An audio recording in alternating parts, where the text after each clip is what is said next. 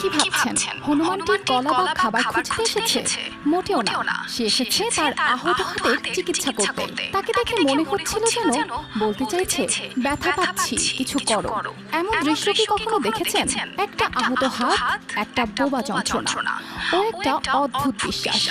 সে জানতো না ফার্মেসিতে পশুদের চিকিৎসা হয় কিনা, শুধু জানতো এখানে গেলেই হয়তো মিলবে সাহায্য। ঘটনাটি ঘটে মেহেরপুর শহরের কাসাই বাজারের এক ফার্মেসিতে। বসুন্ধরা গার্ডেন এখন আরও উন্নত। এই হট এর থ্রো টক্সিন দ্রুত শোষণ করে সোনামণিকে দেয় অমন অনুভূতি। সেই সময় কাজে ব্যস্ত ছিলেন দোকানিরা। হঠাৎ করেই দোকানের ভেতরে ঢুকে পড়ে একটি পূর্ণবয়স্ক হনুমান। প্রথমে ভেবেছিলেন হয়তো ক্ষুধার্ত, তাই দ্রুত কলা ও পাউরুটি এগিয়ে দেন।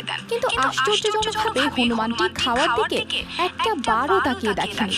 সে এক দৃষ্টিতে নিজের ডান হাতের দিকে